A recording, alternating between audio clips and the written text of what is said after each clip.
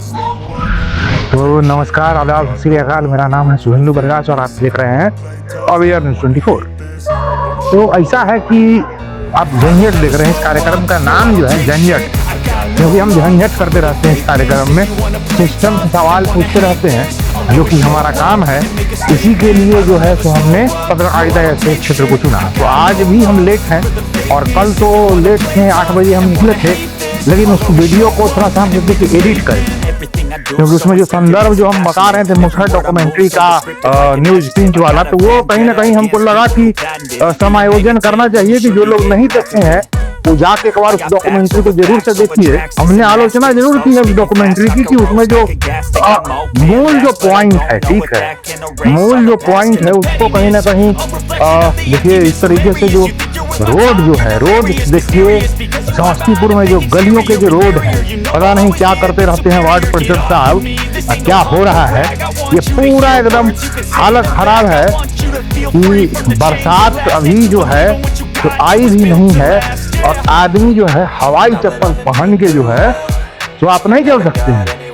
तो ये हालात है। बहरहाल तो ऐसा ही है भाई, क्या कीजिएगा। अंधेर नगरी चौपट राजा टके से खाजा टके से भाजी। तो बड़े बड़े सड़क हाईवेज बनते हैं, लेकिन गलियों और मोहल्ले के रोड या फिर बिहार के ऐसे कई सारे जगहों पे अगर रोड की अगर बात करें, गली मोहल्लों सड़कों की बने हैं, ऐसा नहीं है कि नहीं बने हैं, लेकिन ये सस्टेनेबल ग्रोथ नहीं है। तो सस्टेनेबल ग्रोथ क्या होता है कि मान लिया जाए कि पाइप जो है उसके जो रख रखाव मेंटेनेंस के लिए जो राशि जो आवंटित करनी है वो होती ही नहीं है। हाथी लोग पोस लेते हैं। बहरहाल तुम टॉपिक से भटक जाएंगे तो बुरा जो देखन मैं चला, बुरा ना मिलो कोई, जो मैंने अपन लिखा तो मुझसे बुरा ना कोई। हमारे एक मित्र हैं समीर मल्लिक। तो समीर मल्लिक ने एक दिन हमको मेरे ख्याल से जनवरी में उन्होंने फोन किया था और जनवरी में फोन करके उन्होंने मुझसे आग्रह किया था कि भाई आप जो है तो मतलब कि कहने का सेंस है कि शिक्षा व्यवस्था पे जो इस तरीके से जो फीस जो बढ़ रही है, हमें समय आने पे भाई, समय आने पे इस तरह के मुद्दे एस्केलेट किए जाते हैं। और मुझे कहीं ना कहीं लगता है कि इस तरह के मुद्दे जो हैं जो इस तरीके से, तो वो बड़े ही बेचारे जो हैं तो बहुत नाराज हो गए थे। तो मलिक साहब आपके लिए एक तहजीब हाफिज साहब का एक शेर है कि घर वालों से नाराजगी है, कि घर वालों से नाराजगी है, तू भी गैरों की कहाँ मानता है। घर वालों से नाराजगी है, तू भी गैरों की कहाँ मानता है। मैं तुझे अपना समझकर ही तो कुछ कहता हूँ, तू भी यार मेरी बातों का बुरा मानता है। तो बुरा मत मानिए मलिक साहब, भाव को समझिए, भावना को समझिए, बातों को मत पकड़िए कि हम क्या बोल रहे हैं, कहने का मतलब क्या है, हमारे कहने का भावार्थ क्या है, उसको दर्शन को देखिए कि फिलोसफर जो है, ये जो फिलोसफर है, कहना क्या चाहता है, कहना क्या चाहता है। भावना को जो व्यक्ति जो समझ ले वही दोस्त है कि किस भाव से कौन सी बातें कह रहा है ये। और काफी अच्छे टाइम गुजारे। तो मलिक साहब जो थे उन्होंने कहा कि भाई अब शिक्षा व्यवस्था पे जो है इतना सारा जो फीस जो बढ़ गया है स्कूलों में, या फिर इस तरह की जो चीजें हो गई हैं, हम कहें कि देखिए जड़ों को काटने क्या कहते हैं उसको, कालिख से क्या कहते हैं उसको, कीचड़ से कीचड़ साफ नहीं होता है। और जिस तरीके से आज मैं कीचड़ में डूब के, कहने का मतलब है कि ये अप्रैल मई का महीना है और उस महीने में जो है तो मैं कहीं ना कहीं मैं अपने गली के सड़कों का जो अवलोकन कर रहा हूँ, वो मुझे कहीं ना कहीं बहुत ही एक बार देख लेता हूँ कि क्या हाल है भाई, इधर का बाहर का तो ठीक ठाक चल रहा है मामला। तो जो सड़कों का जो कंडीशन है वो आपने अभी देखा है। तो बहरहाल तो मुद्दे से हम भटक रहे हैं। तो कहने का सेंस ये है कि हम समस्या की जड़ में जाते हैं, हम समस्याओं को जो है ना वो जड़ से देखते हैं। डालियों को काटने से पेड़ नहीं गिरा करते हैं, ठीक है, उसमें सूख के भी अगर पेड़ की अगर जड़ें मजबूत है तो वो गिरेगा नहीं, वो चलता ही रहेगा। तो हो क्या रहा है कि शिक्षा व्यवस्था में क्या है कि हमारे यहाँ क्या परंपरा हुआ करती थी, हमारे यहाँ गुरुकुल की परंपरा हुआ करती थी। अभी क्रिश्चियन जो स्कूल खुले, माउंट करैमल या फिर मोंटेसरी स्कूल आ गया, या फिर सेंट कैरेंस, डॉन बॉस्को, बहुत सारे ऐसे स्कूल हैं, बड़े बड़े स्कूल हैं जो कि क्रिश्चियनिटी और उस रिलीजन से कहीं ना कहीं बाहर से उन लोगों ने आके बहुत अच्छा काम किया है भारत में, जिसकी कि मैं सराहना करता हूँ। और जितना कम करूँ उतना जितनी ज़्यादा की जाए उतना बेहतर है, क्योंकि उन लोगों ने शिक्षा व्यवस्था को एक नया आयाम दिया है भारत में। लेकिन हमने क्या किया है, व्हाट वी डिलीवर, हम लोगों ने क्या किया है, अपने गुरुकुल बंद कर दिए। और गुरुकुल का जो मूल जो सिद्धांत था, क्या गुरुकुल का मूल सिद्धांत था, भिक्षामदेही। भिक्षा को हमने जो है सो हे बना दिया, हे दृष्टि का बना दिया। भिक्षा से जो है सो शिक्षा आती है। भिक्षा से क्या है कि भिक्षा किस उद्देश्य से आप मांग रहे हैं। बुद्ध को अगर आप पढ़ेंगे तो गौतम बुद्ध जो थे वो भी भिक्षामदेही के कॉन्सेप्ट पे चले हैं। ब्राह्मण जो है सो भीख मांग रहा है। बुद्ध बन के आप भीख मांग रहे हैं, या फिर आप सामाजिक उत्थान के लिए भीख मांग रहे हैं, या फिर आप अपने जीविकापार्जन के लिए भी भीख मांग रहे हैं। आप भीख मांग क्यों रहे हैं, आपके भीख मांगने का उद्देश्य क्या है, इस बात पे निर्भर करता है कि भीख की क्या प्रासंगिकता है। तो गुरुकुल जो थे वो भीख के पैसों से चला करते थे, भिक्षा के पैसों से चला करते थे, और डोनेशन नहीं एक्सेप्ट करते थे गुरुकुल।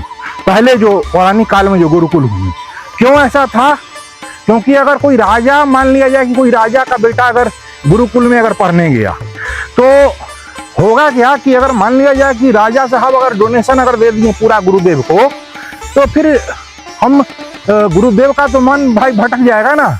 या फिर डोनेशन ही अगर कोई परमानेंट अगर किसी संस्थान को दे रहा है तो उसका प्रभुत्व ऑटोमेटिकली हो जाएगा ना। लेकिन भिक्षा पे किसी का क्या अधिकार, इसलिए भिक्षामदेही का कॉन्सेप्ट था, जो कि भिक्षा से ही वहाँ की किताबें, वहाँ के गुरु के जो नहीं मिला भिक्षा, भूखे बच्चे सोएंगे और कोई उपाय नहीं है। तो ये कॉन्सेप्ट था भिक्षामदेही का। तो उसी पद्धति को अवेयरनेस 24 भी फॉलो करता है। हम लोग भीख इसीलिए मांगते हैं क्योंकि हमारा जो कलम जो है और जो माइक है वो किसी के प्रभुत्व में नहीं आए। एडवर्टीजमेंट दे रहे हैं, आप पीआर नहीं करवा रहे हैं। पीआर हो सकता है कि हम किसी बिजनेस का कर दें उसके अगेंस्ट में मुफ्त में एडवर्टीजमेंट के, लेकिन हम आपके साथ अगर कुछ गलत करेंगे तो हम ऐसा नहीं है कि नहीं बोलेंगे। तो शिक्षा का जो मॉडल जो है, जो भिक्षा से जो था, अब उसका जो बाजारीकरण हो गया। तो बाजार है और हर व्यक्ति पैसा कमाने के लिए बैठा हुआ है। ठीक है, जितने भी जो स्कूल, जो बड़े बड़े जो स्कूल हैं, बड़े बड़े संस्थान हैं, सभी लोग कहीं ना कहीं पैसा कमाने के लिए बैठे हुए हैं, समझ रहे हैं। तो पैसा ही जो है सो अर्थयुग है। जितना ज़्यादा लोग कमाता है, जितना ज़्यादा लोग दिखाता है, दिखावे की दुनिया है, आपके पास पैसा है, ऑडी गाड़ी है, BMW कारें हैं, तो आप भाई महान आदमी हैं। आपके पास ज्ञान है लेकिन सब कुछ वो सब कुछ भी नहीं है, आप बेवकूफ़ हैं। यही सिस्टम है। आप वो जावेद अख्तर साहब का आप वो कहते हैं नहीं, वो कहे थे बड़ा अच्छा फैराज कि भाई आप अच्छा कमा रहे हैं, खा रहे हैं, तभी आप सफल हैं। जब तक आप मतलब कि आपके, तो मेरे लिए जो मैं संतुष्ट हूँ अपने जीवन से भाई साहब। मुझे कृष्ण में मजा आता है, मैं कृष्ण के साथ रहता हूँ। तो वही बात है कि शिक्षा जो व्यवस्था जो है वो कहीं ना कहीं अब व्यापारीकरण हो चुका है। और उस व्यापार के दौर में आप अगर ये देखेंगे, आप खुद से पढ़ा लीजिए अपने बच्चों को, आप ब्लेम ना करें दूसरों को। या फिर जो गुरुकुल की जो पद्धति थी, उसको गुरुकुलों को कहीं ना कहीं जीवित करने की जरूरत है। एक पटु सत्य मैं बोल रहा हूँ, जो कि कई सारे गार्जियनों को, कई सारे अभिभावकों को खराब लगेगा, लेकिन हम लोगों ने सनातन धर्म में यही किया है और कुछ भी नहीं किया है। हम लोगों ने पूरे शिक्षा व्यवस्था को ध्वस्त कर दिया। न तो भगवत गीता पढ़ाई जाती है, कहता है कि बच्चा में क्या पढ़ोगे। अरे भाई साहब, तुम्हारे शरीर में शक्ति होगा तब तक तुम कुछ कर पाओगे। तो क्या कहेंगे, ऊर्जा ही ऊर्जा को खींचता है। तो आप ऊर्जाहीन होकर कह रहे हैं कि हम भगवान करेंगे, तो उस समय जब बुढ़ापे में जब कोई भगवान जब करना जब शुरू करता है, तो समझिए कि अब भाई अनुनय विनय कर रहा है कि कैसों निकाल दीजिए भगवान जी। ठीक है। और जो शुरू से भगवान को हम भजते क्यों हैं, वाई वी वर्शिप गॉड हम मेरे भजने का कारण है मैं मोहब्बत करता हूँ कृष्ण से, ठीक है। मुझे मजा आता है क्योंकि उन्होंने मुझे ज्ञान दिया, ठीक है।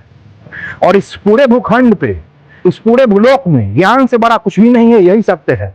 बात बात हम समृद्धि से गौरव लाते रहते हैं, क्या कीजिएगा। युग है तो वो भी है, और ज्ञान जो है तो सब कुछ ले आएगा, सरस्वती ले आएगा, लक्ष्मी ले आएगा, धन ले आएगा। If you real knowledge, fake knowledge नहीं, कॉपीड नॉलेज नहीं, आप जो पढ़ते हैं और उसको जीवन में लागू करके जो आप प्राप्त करते हैं। भगवत गीता के बहुत सारे ऐसे श्लोक हैं। हम बहुत बेवकूफ आदमी इसलिए भी हैं क्योंकि 2-3 बार जब हम पढ़े तो हमको समझ में नहीं आया कि भाई हम और पढ़े, कुछ कुछ समझ में आया था, और पढ़े, फिर हम जीवन में लागू करना शुरू किए तो हमको समझ में आने लगा। तो वही बात है कि शिक्षा जो ग्रहण जो करवा रहे हैं मदरसे, या फिर जो मुस्लिम में था, या फिर गुरु हमने बाइबल भी पढ़ा है, हमने कुरान भी पढ़ा है, ठीक है। हमारे बारे में अगर जानिएगा बड़ा आश्चर्य आपको लगेगा, ठीक है।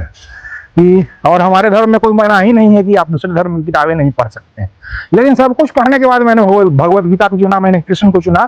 तो धर्म हमने स्वयं से चुना है। मैं नास्तिक हुआ करता था, ठीक है। तो धर्म को मैंने धारण किया है और धर्म ने हमको चुना है। मैं कंफ्यूज हूँ कि किसने किसको पकड़ा है, लेकिन दोनों चीजें हैं। तो सभी किताबें हमने पढ़ी है, सभी कुछ, सभी धर्मों की किताबों का अध्ययन, और उसके बाद जो है सब कुछ का निचोड़ यही आया कि सब कुछ राधे राधे है। तो शिक्षा व्यवस्था में जो दूसरों पे जो टीचर जो आजकल जो लोग उछाल रहे हैं बहुत ज्यादा फीस है, तो उन स्कूलों के टीचर्स के जो सैलरी है उसको देखिएगा, ठीक है। उसका जो मैनेजमेंट है उसमें जो खर्च देखिएगा, लगभग अगर 10 वो टीचर है 10 लाख रुपया तो खाली वो सैलरी दे रहा है। हर कमरे में एसी लगवाए हुए हैं।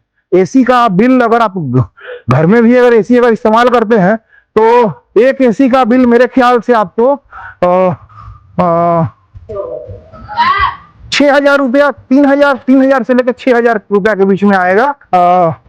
100 रुपया, हाँ यही हिसाब किताब आएगा, बाद में कैलकुलेट करने पे है, ठीक है। 6-7 हजार रुपया मेरा स्प्लिट एसी का आता है। उसका अभी अब वो क्या कहते हैं उसको, अब विंडो एसी भी वो ठोकेंगे तो देखते हैं क्या होता है। तो वो दोनों मिला के देखते हैं कि क्या होता है। तो ये कहानी है कि वो इतना सारा क्लासरूम और सब में उतना सारा फैसिलिटी देना, उसके बाद जो है सो फिर प्रॉफिट का भी मामला है कि हमको प्रॉफिट भी होना चाहिए।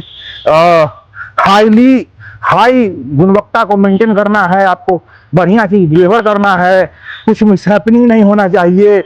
तो इतना सारा रिस्पॉन्सिबिलिटी जब उठाता है स्कूल, तब फिर पैसे तो लेगा, पैसा लेगा।